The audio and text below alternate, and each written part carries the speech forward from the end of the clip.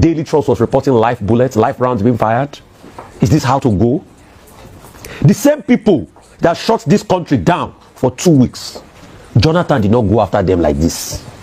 A lot of the people that protested Occupy Nigeria morphed into what is the APC today. We saw how they had a series of protests then. Were these not the same people that protested and put Jonathan's head and call him all sorts of names, Jonathan Haram and everything? Did they stifle their voices this way? So this high-handedness we practice in the name of democracy will not get anywhere. Let's begin what's trending. As today marks the 5th anniversary of the NSAS protests and the tragic Lekki killings of October 20, 2020, we pay tribute to victims of SARS and honor the legacy of a movement that captured global attention. The NSAS protest brought together millions of young Nigerians demanding an end to police brutality and government accountability. The Sorosoke and Coconut Head generation took to the streets in peaceful demonstrations that culminated in the tragic events at Lekki toll gate where protesters were shot at by security forces. Let's bring you a recap.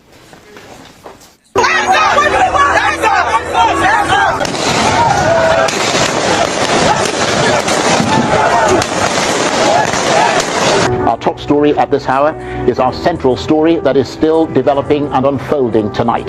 Sounds of gunfire have exploded on the streets in Nigeria's commercial capital, Lagos, as troops open fire on protesters there. There are reports of people killed and wounded as the Nigerian authorities move to end increasingly violent protests against police abuses. Riot police have been deployed across the country and a curfew has come into force in several states. We have special coverage tonight as Nigeria witnesses a major escalation after 2 weeks of protests against police brutality. But still, the protesters have remained on the streets. Look at Lagos, ladies and gentlemen, look at over there. Look at Lagos is on fire. They're blocked everywhere. Despite video and pictorial evidence, the Nigerian army has denied opening fire and killing peaceful NSAS protesters at Lekki toll gate in the nation's commercial capital, Lagos.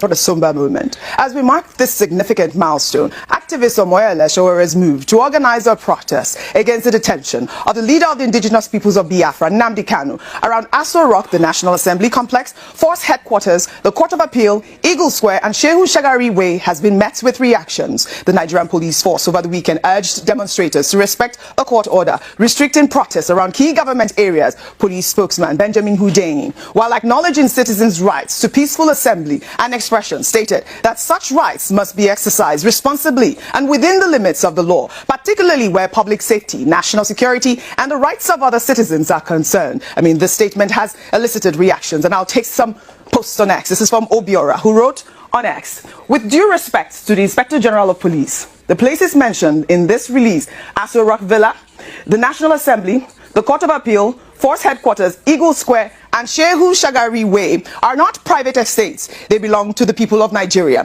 The citizens built them, funded them, and ultimately own them. Therefore, the right to peacefully assemble in those places is not a privilege to be granted by the government. It is a constitutional right that must be protected, not suppressed. If we are to speak of court orders, then we must remember that the same judiciary has discharged Mazi Nnamdi Kanu on 2 separate occasions, yet the government continues to detain him in clear defiance of those rulings. Selective obedience to court orders undermines the very foundation of justice and erodes public trust in both the government and law enforcement. Nigerians are not asking for chaos. They're asking for fairness, equity before the law, and accountable governance. A government that has nothing to hide should have no fear of its citizens expressing dissent. Protests are not a threat. They are feedback, a mirror reflecting issues that require urgent attention. It is a sign that all is not well in the land. True leadership listens, not silences. The strength of any democracy lies not in the number of armed officers deployed to suppress voices, but in the courage of those in power to hear uncomfortable truths and act justly. Another ex-user wrote, This statement from the Nigeria Police Force is a welcome reminder that the rule of law must guide every action in our democracy. Upholding court orders is crucial for maintaining order and preventing chaos. However, it's equally important that law enforcement officers carry out their duties with professionalism, restraint and respect for the constitutional rights of citizens to peaceful assembly and free expression. Peaceful protest remains a legitimate democratic tool for citizens to express their grievances, provided it is conducted responsibly and within the law. The police must therefore balance firmness and fairness, ensuring that while security and public order are protected, voices of the people are not unjustly silenced. Ultimately, both the citizens and the police share a common responsibility to ensure peace, justice and respect for the Constitution for the Constitution to prevail in our nation. I believe that's what the ex-user is trying to say, Rufai. We know the NSAS movement, represented a defining moment for Nigeria's youth generation that, leveraged social media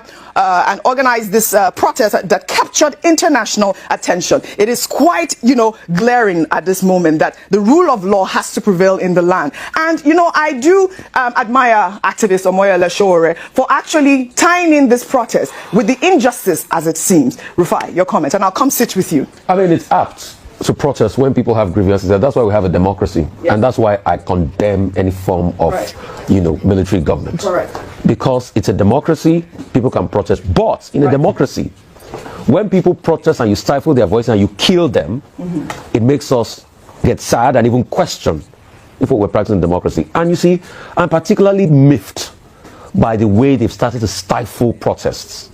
Just this morning, what happened? Sowore went out with people to protest, and the next thing, tear gas. Daily Trust was reporting live bullets, live rounds being fired. Is this how to go? The same people that shut this country down for 2 weeks, Jonathan did not go after them like this. A lot of the people that protested Occupy Nigeria morphed into what is the APC today. We saw how they had a series of protests then. Were these not the same people that protested and put Jonathan's head and call him all sorts of names, Jonathan Haram and everything? Did they stifle their voices this way? So this high-handedness we practice in the name of democracy will not get anywhere. You remember the first anniversary after NSAS, that Femi had to stand tall with the police officer. People were tear gas. Mr. Macaroni was packed up in a bus. People must have a right to protest. What are they protesting for? Nnamdi Kanu. People have talked about a political solution all this while, because while you talk about Nnamdi Kanu and what he did is unfair, you are also seeing a lot of heinous crimes being perpetrated by bandits, and they're having peace meetings. But in this country, some people have more power over the others. Like I've repeated, I have not said everything Nnamdi Kanu did was good. I disagree with some of most part of his advocacy. But what you cannot deny Nnamdi Kanu, are people not being marginalized in this country?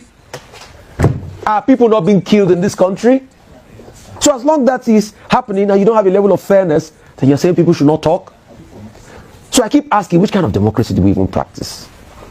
When it suits them, they talk. When it doesn't suit them, they go the other way. So please, people should be allowed to protest.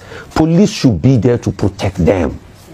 I remember the famous protest when Chuba Okadigbo and Buhari went to protest in Kanu, that they refunded them. That was where Femi Falana went to court and he got that judgment. You shouldn't stifle protest. But what do we see? We see always attempt to stifle protest. What was the need going the way of tear gas canisters and the likes? What was the need? And you see, in any democracy, there must be protest. That's why the Americans are speaking up. Yes, speaking about... No kings. Yes. And we must not have kings in this country. They say they should not go around the people's house. It's the presidential villa, not the people's house. No, in other parts of the world, don't people go to the White House? And the president will even take them on tours. Right. But you can't do... See this country.